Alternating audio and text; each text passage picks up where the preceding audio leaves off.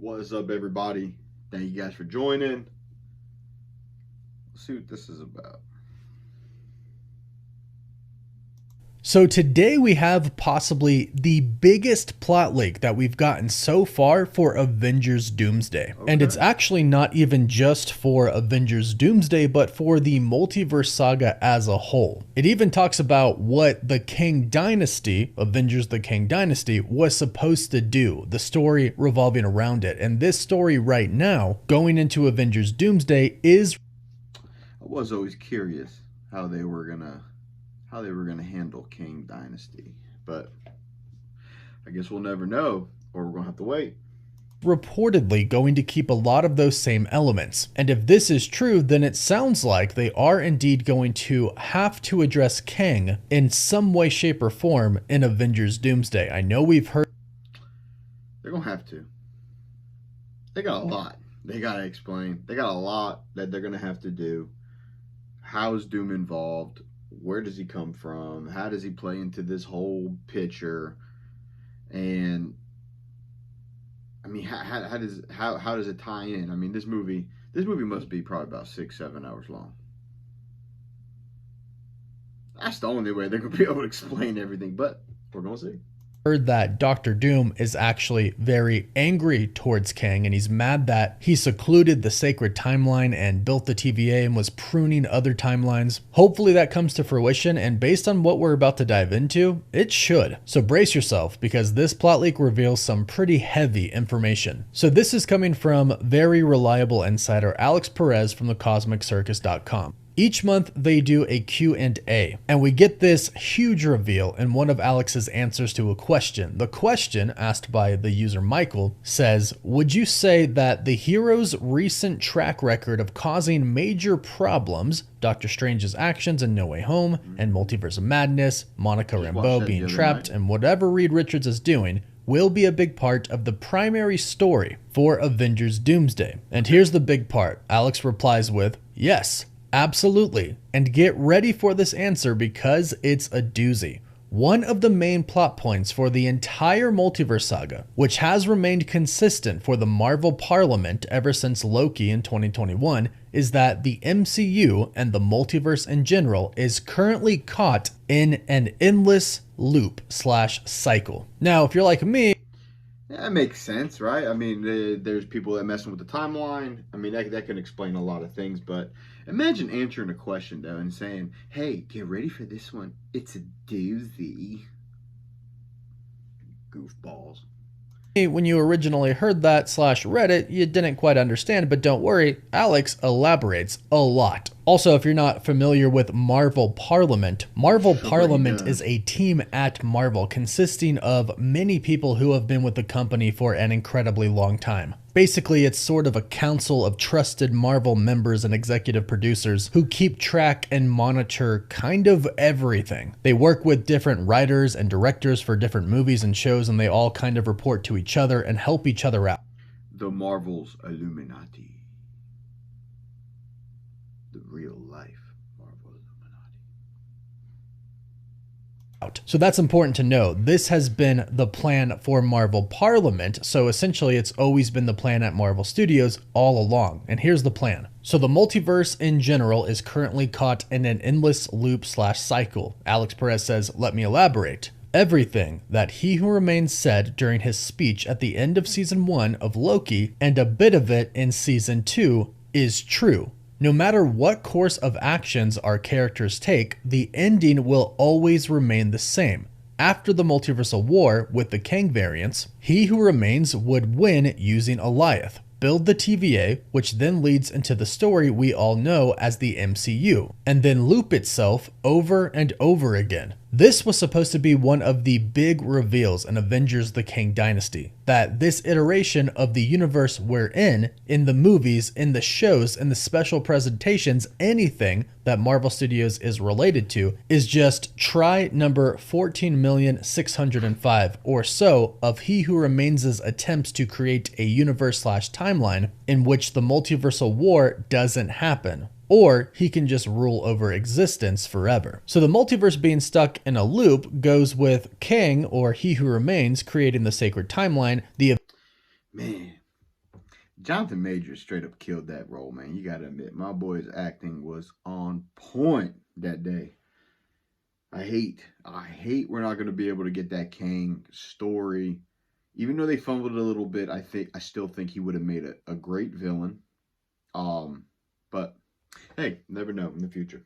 Events of Loki and the multiverse saga take place, the multiversal war breaks out again, he who remains wins again, isolates the sacred timeline, and then it all starts over again. And this is basically what he said about reincarnation. It turns out he wasn't just talking about himself, but he was talking about the multiverse in general. It's just in a loop. And it really is quite a bummer that we're not going to see this in Avengers the Kangdynasty. I personally loved Kang and He Who Remains and the whole story going on with all the Kang variants, but we are where we are now. Luckily for us, this is not the end of Alex's explanation of what is going to happen now in Avengers Doomsday. He states, now that Kang and his variants are officially out of the picture for the time being, this allows Marvel to continue this plot point in a very different way than originally intended. And just to comment on that for the time being sentence, I don't think he's saying that Kang might come back in Doomsday or Secret Wars, but I do think Kang will eventually come back in other sagas that Marvel might do later on. So now they're using this story in a different way than originally intended. He says, initially, we would have seen Kang's variants causing havoc across time and space, disrupting the multiverse one incursion at a time. However, now, the main reason revolves around the different heroes who would have been interfering with the fabric of space and time. In Avengers Doomsday, the main incursion that we will see at first revolves around Earth 616 and the universe Monica is set in, where the X-Men currently reside in the film. Other incursions will also be addressed, such as the one in No Way Home, caused by Spider-Man and Doctor Strange. Okay. So this is actually very interesting because what it sounds like... Before he goes on, which I'm pretty sure he's going to say what I'm about to say, but that sounds to me like Spider-Man is going to be in Doomsday. Now we know that it was pushed back. We're going to get Spider-Man Brand New Day before Doomsday. Makes sense. Makes sense. Like Marvel Studios has done is essentially swapped out evil Kang variants for heroes. So instead of Kang's variants being the one who are causing a bunch of incursions and essentially the destruction of the multiverse, it's actually the heroes and variants of heroes who are causing the multiverse to collapse. And it almost seems like, based on what we have heard and what we have seen that is going to happen in the Fantastic Four, it kind of sounds like the only thing that's going to be left at the end is Franklin Richards, kind of making him the replacement for He Who Remains. Let me explain what I mean by that. So originally, like just mentioned, multiversal war breaks out, a Kang variant or He Who Remains. Anybody who is having Pedro fatigue, get excited about that one. He's going to be stuck holding that multiverse together. You're with him forever.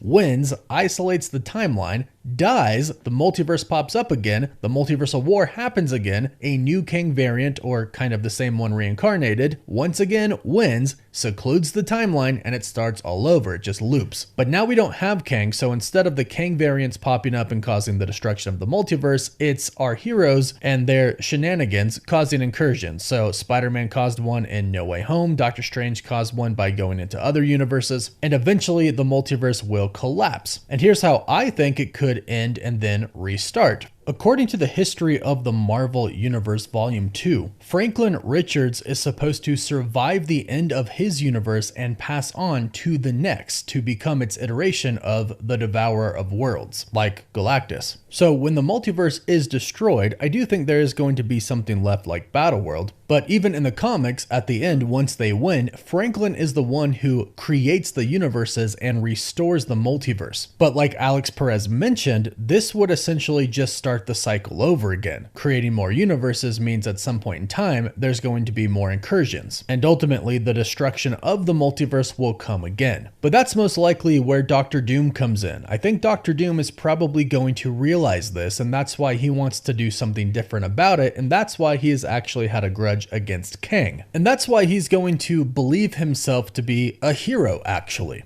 And why he might have a following, like we've heard. We've heard Doom is going to have his own team consisting of variants of other heroes. And this is somewhat what happens in the Time Runs Out story. He finds out that the multiverse is going to be destroyed, and he sets out to save it. Here, they do a good twist of basically saying, yes, the multiverse is going to be destroyed, but then it'll be restored and destroyed again, and we'll just be in a loop. So Doom might set out to finally end that loop and save the multiverse not just once, but for an infinite amount of times. The problem is, how Doom might want to go about that might not exactly be the best way, and he might have his own interests in mind. Or something that could happen is that Doom does simply want to save the multiverse from being destroyed, and it's actually Reed Richards who finds out that it's all in a loop. This way, when Doom chooses to save one thing, Battleworld, he is doing so because he believes that they can't save the multiverse. But when it comes down to restoring it and figuring it out, I wouldn't be surprised if that's Reed, especially because he is the father of Franklin Richards, who would build the universes to restore the multiverse. And who knows, maybe we only have really one universe moving forward after Avengers Secret Wars. We're told they're going to focus really on just one, but will only one, for the time being at least, actually